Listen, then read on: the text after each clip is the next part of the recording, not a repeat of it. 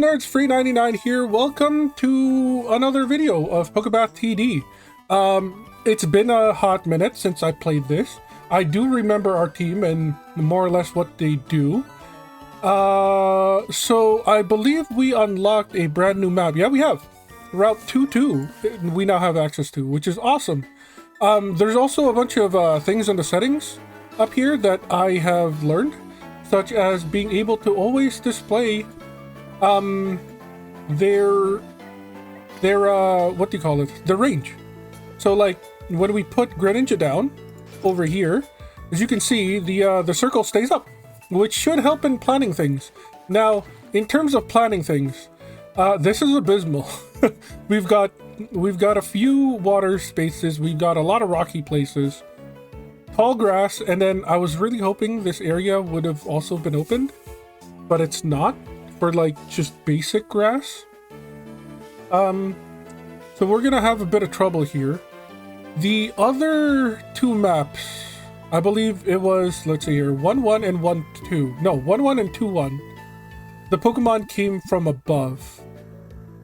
So I'm kind of hoping that that is the same as in this map. Yes, 1-2, the Pokemon does show up in the bottom left, which, you know, this place also has a bottom left entrance, but I'm choosing to believe that they're gonna come from the top. So I think we want to make a kill zone in like this general area. And even if they don't come from the top, the bottom path does split up, but they'll commingle here in the top right as well. So I feel like making like a kill zone, putting all our efforts into one kill zone might be the best bet here. So Greninja's gonna go there. We got Legolas, which is a ring. I do remember this being a ring. That looks good, to be perfectly honest with you. This, you don't have to be in the water, right? Like, yeah, you can be put on water, but your AoE does not matter whether or not you're in the water. So this looks good for our Corsola here. Our Jumpluff was the one that doubles if it is in tall grass. So you do have to go somewhere around here. And I feel like this gives you the best location because they're all gonna have to come through here. Whether or not they start there is a different story, but they do all have to converge in this area.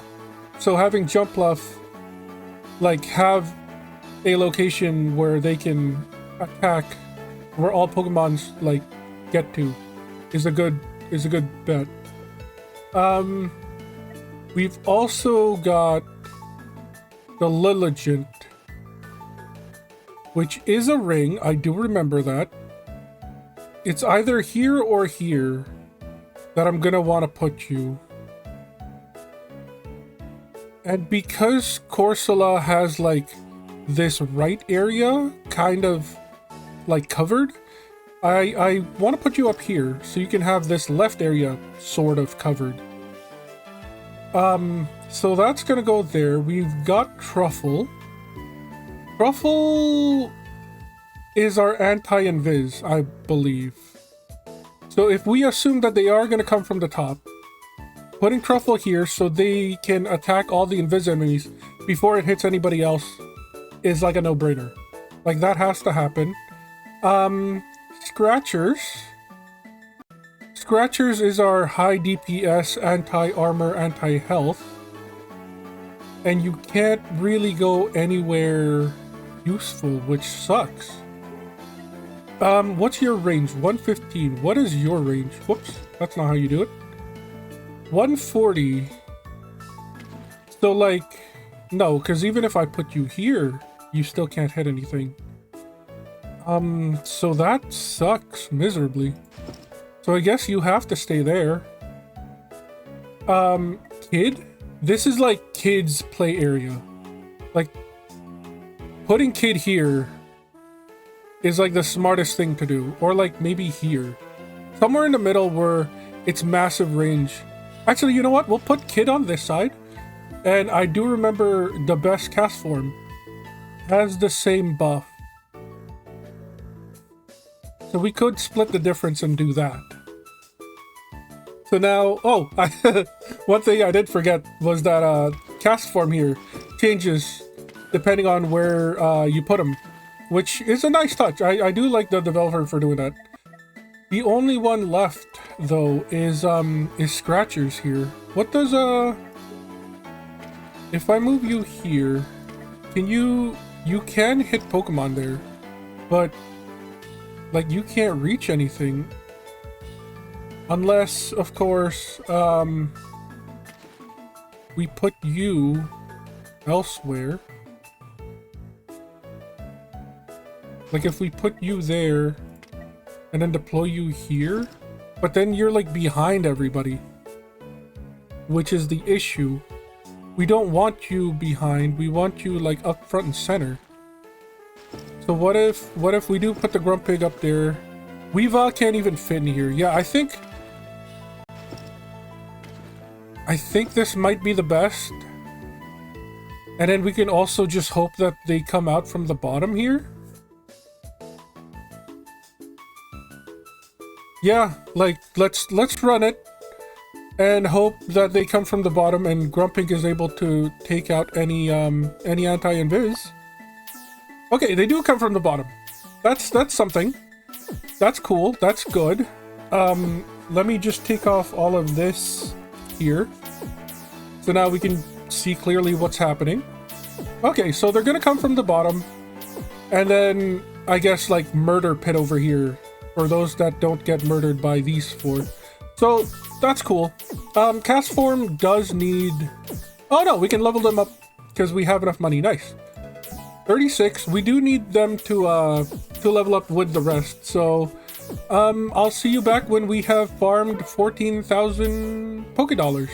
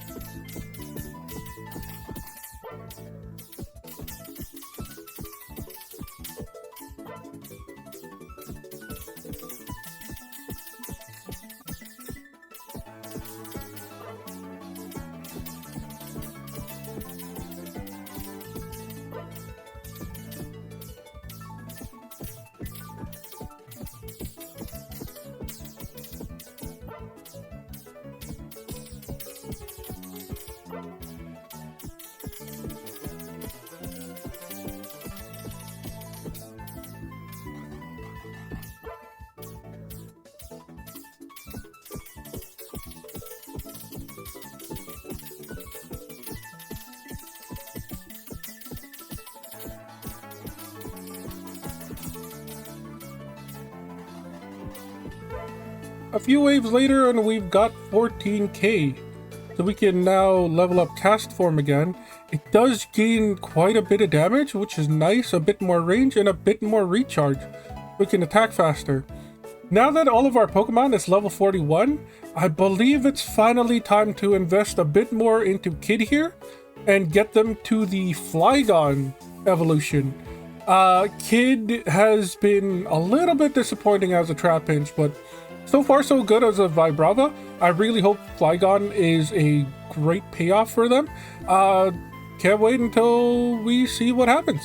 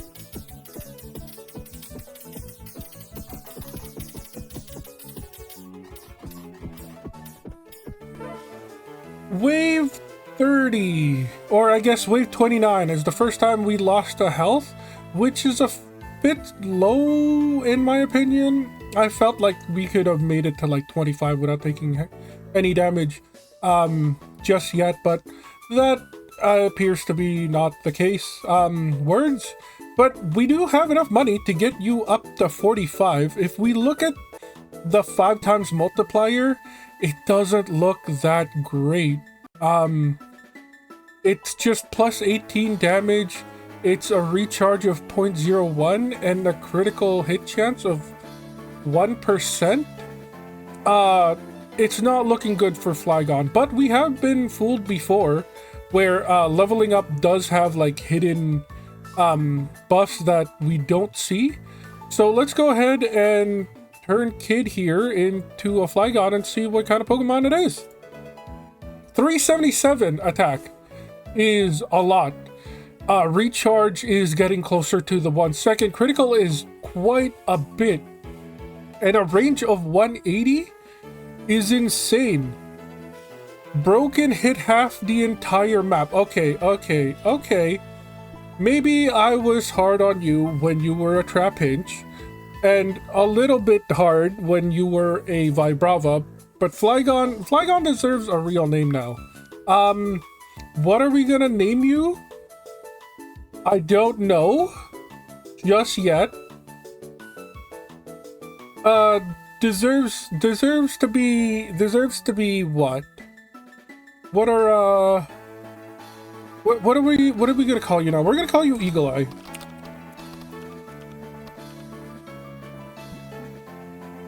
Because you stand on the top of a mountain and see everything. This is I'm actually quite happy with this. Now, one thing to note, we do have a sort of duplicate in the form of Pidgey here, where it also has double range if it's on top of the mountain. I'm just curious, will the Pidgeot be any better or worse than the Pidgey? And there's only one way to find out. Let's continue on, get some money, and see how far we get, not only in this map, but whether or not if we can get Pidgeot to level 46 and like compare the two. It's going to be expensive. It's going to be a bit of a waste since the Pidgeot isn't really getting added to the party, but I'm still curious. Was it better to have waited for the Flygon, or should we have swapped it once we got the Pidgey?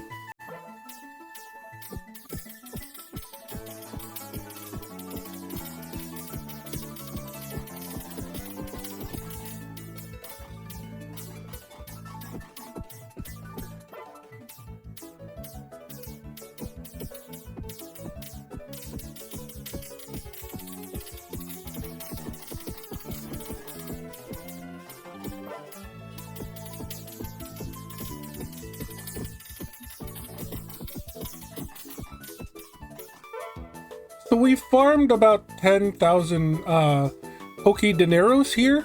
We should be able to level up Pidgey a few times. So it costs about 1,500 to get into Pidgeotto. And that recharge is actually pretty good. It's a lot faster than what we have right now on the Flygon. The range is not that great, but it is still the middle evolution here. Let's level it up 10 times one more time. So now it is level 31, and we're gonna need about 20,000, I would assume, in order to unlock the final form. So let's continue.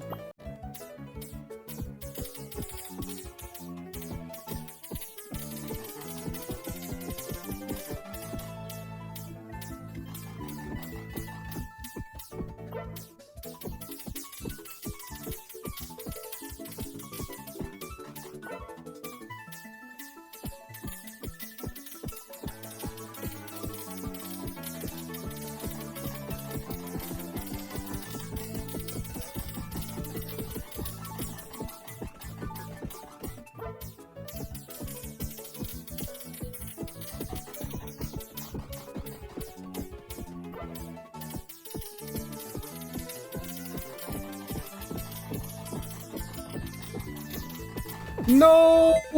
Ooh, okay, okay. Wave 37. We beat 37 waves. We died on 38. We do have 14 grand, and I'm pretty sure we have just unlocked a brand new map as well. Yes, we have 3-1 unlocked now. Are we able to upgrade you at all? No, we're so close. Should we redo this, or you know what? We do have Route 2-1 here. It's at 36 stars. If we were able to get the first two locations past 50, I feel like getting this one past 50 should not be that hard. We are gonna deploy Grumpig here first. We want to put him in this spot because this is the closest spot to before the Pokemon split off.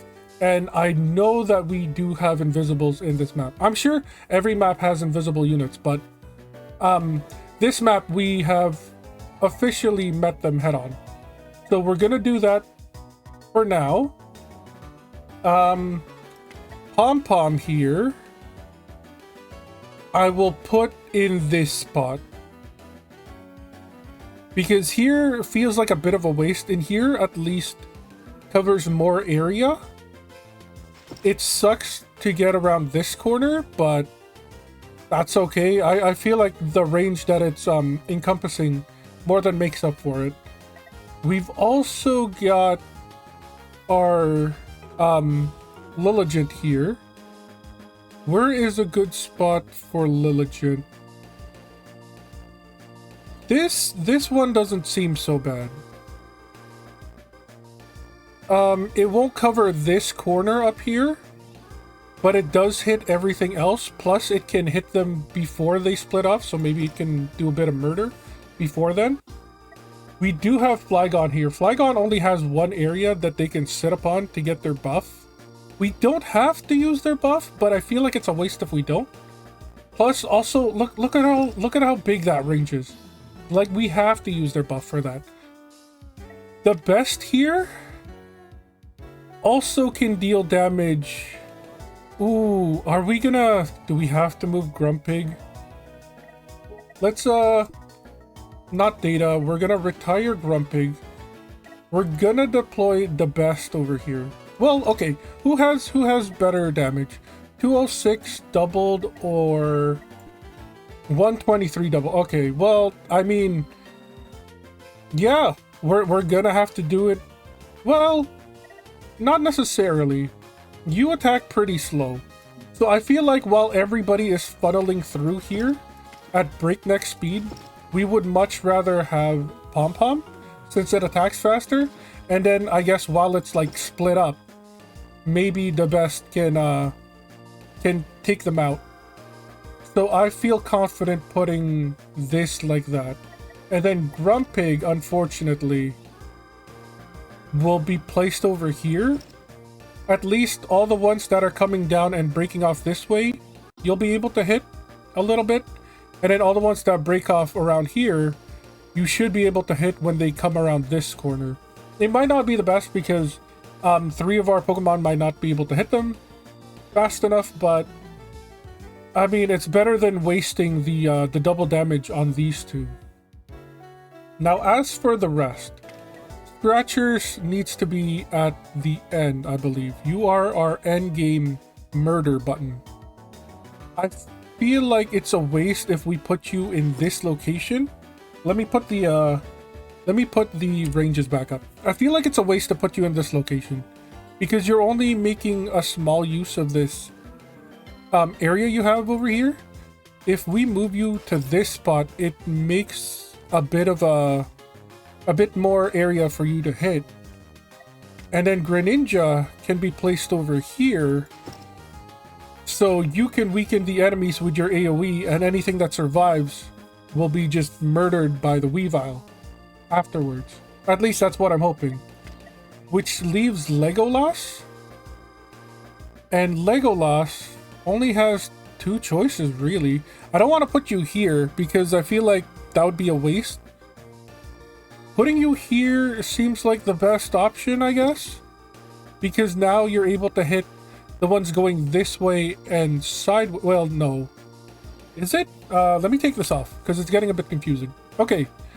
So any of the ones that go through this corner, you'll be able to hit down here and over here, which isn't bad.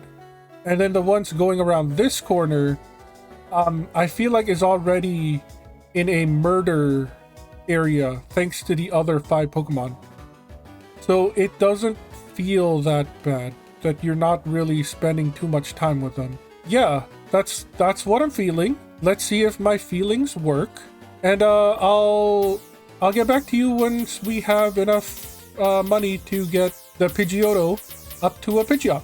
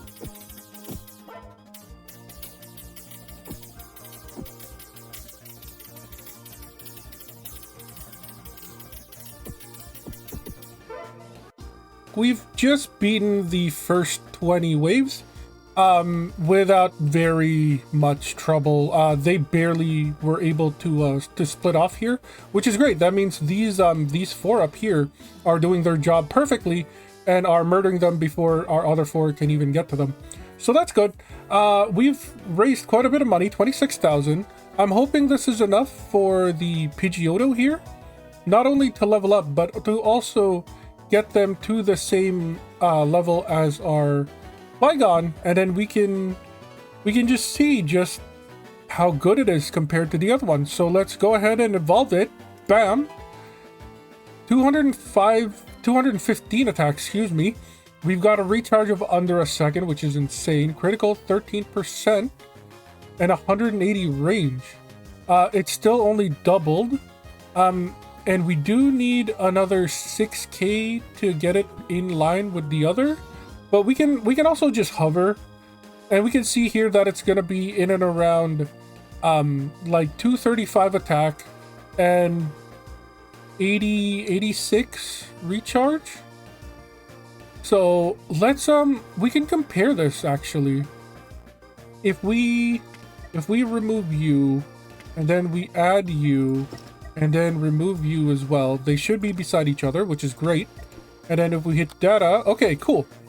So 215, 230-ish. That's not that big of a difference, especially if you look at the recharge. Like, yeah, you attack faster, but you're not attacking, you know, twice as fast as Flygon, even with the 0.2 seconds taken off. So that's a bit disappointing. You both basically have the same crit chance. Like, Pidgeot will have 14.2, Flygon has 13.8. It's basically the same. And then your range is basically the same as well. You can also be placed on the same exact locations. So it's literally a choice between power and attack speed. And I feel like, just like last time where we kept Grumpig over the Honchkrow, I think we're gonna keep Flygon over the Pidgeot. So yeah, that's gonna be that. The other thing I do want to mention before we start the waves again is we've hit 201 stars, which means we have unlocked 3-1. So that's cool. That's new. That's interesting. So yeah, let's get back into it.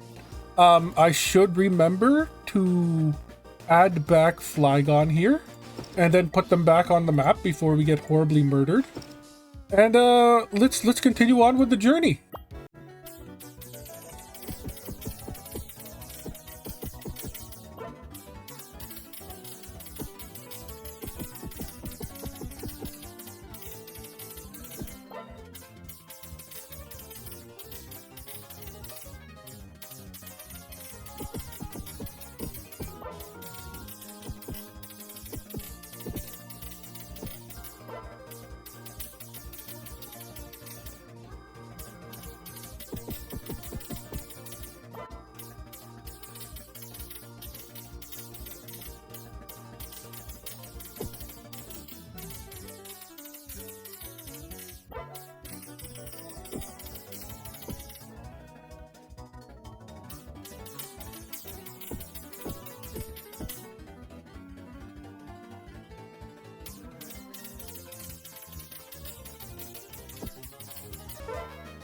So with that, we've got 20,000 in the pocket. We should be able to upgrade some of our Pokemon here, I believe. Yes. So it only takes about 18,000 to upgrade Truffle, Backpack, and Pom Pom, because for some reason they're a lot cheaper than our other teammates. Yeah, these will take 24,000. Oh, 5 Ricochets! Was that there last time? I don't remember seeing that. I swear it said 3 Ricochets. So Greninja did get a boost, just like how Backpack only used to hit 2 per attack. So that's crazy. Is there anything else that we missed? Or am I... No, this is still twice as damage. Legolas still slows for 2 seconds. Cast Form does its whole thing. And it's still double range. Yeah, that's interesting. I swear it still said ricochets 3 times when we evolved you. But I guess maybe there was like an update that the game pushed through. But yeah, that's great to know that it bounces 5 times now. Let's go ahead and continue on the journey.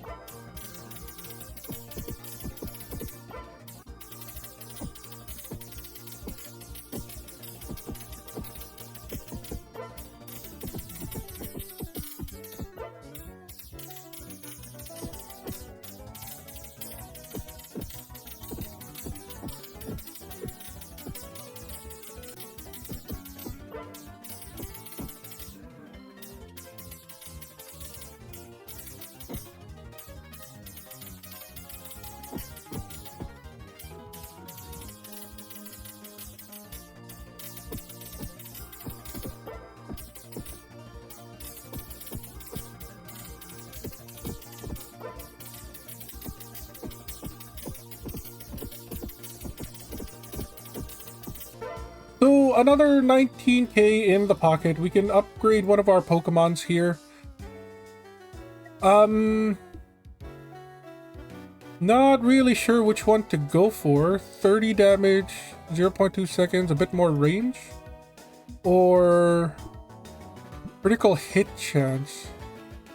Honestly, the buffs from Backpack seem a little bit more enticing just because of the damage buff and the amount of range that it can get. But that doesn't mean we're not gonna upgrade Pom Pom. It's just we're gonna upgrade Pom Pom later than we will Backpack.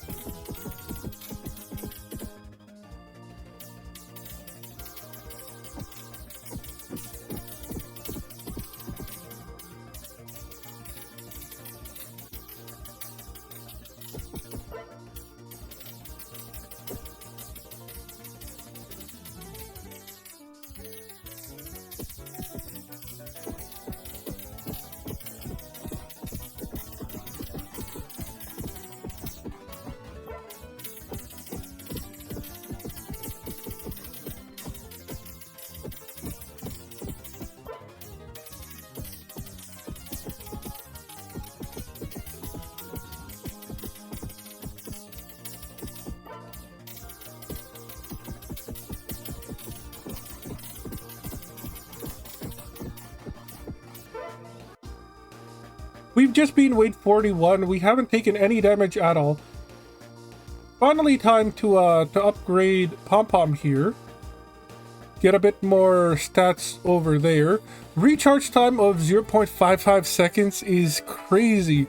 The lowest we've seen so far is Spinda at 0.2, which I don't think we could ever get to just because the damage of Spinda was very low. And I don't think the developer would balance the game to have a Pokemon that can deal double damage and have 0.2 second attack speed. So let's keep continuing and see how far we get. Hopefully we can beat wave 50.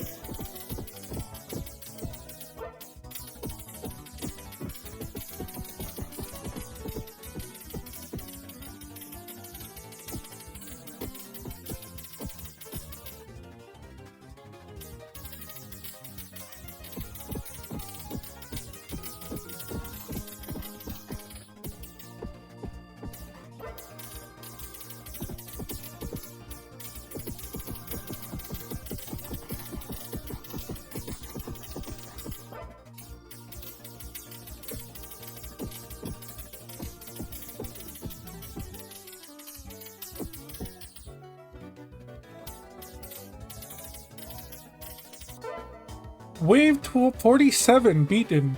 We have 29 grand saved up. We're at the cusp of wave 50, which is crazy. Let's see exactly who could benefit the most from the level up. A bit more range is crazy. 23 damage. Also kind of nutty. I feel like that's better than what Greninja is offering. Crit is nice and all, but it's a percent chance. It's not exactly damage up. Although 4% crit could be also enticing. The range doesn't really go up. The recharge, I don't think, like I said, is going to fall below 0.5. But we could get it there. -6 seconds, though. -6 seconds, or 0.06 seconds. Maybe not that great. And then, Eagle Eye, our Flygon, is already 46. I think I'm going to put it on Legolas. I think the extra range, being able to hit more of the enemies and slowing them down is like the better choice here. And then let's continue, see if we can't actually hit or surpass 50. So far, we haven't actually lost any health, which is insane.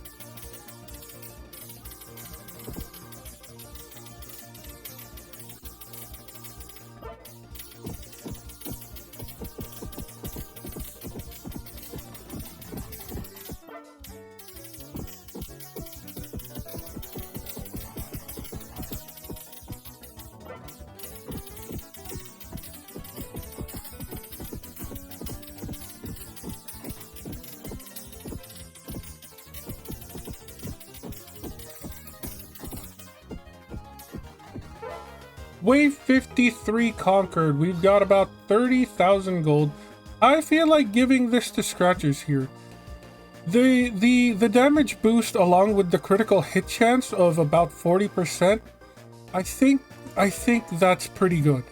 If we can get this to like over 50% by the time it gets to level 100, I think would be insane. Just because every other shot would be a crit, and that means the 209 damage here is actually double what it looks like, or at least 1.5 times. Either way, I can't wait to see how far this team can get to.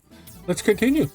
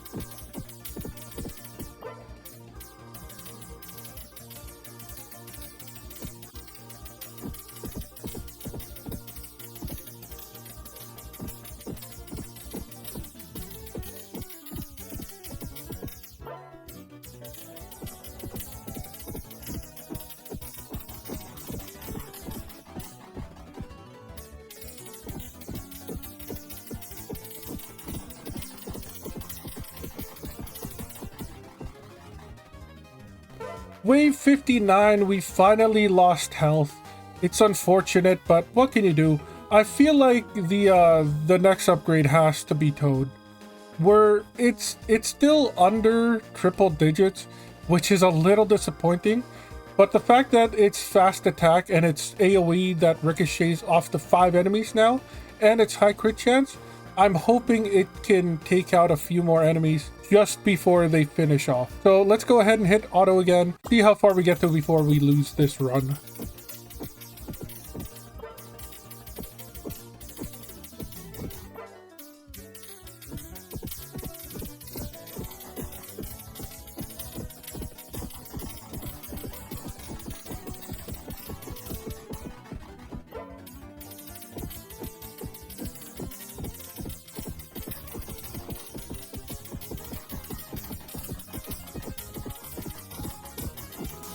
No, that's unfortunate. I mean, 61 is pretty much double what we had going into this. I think it was like 34. That was our best wave when we started this run. So I can't be too mad. We've gotten double. Unfortunately though, we don't really have enough to level up our last Pokemon here, which is Cast Form. We're a little bit off. But yeah, that's gonna be it for this video. As always, I've been Free99. You've all been amazing. I'll catch you next time.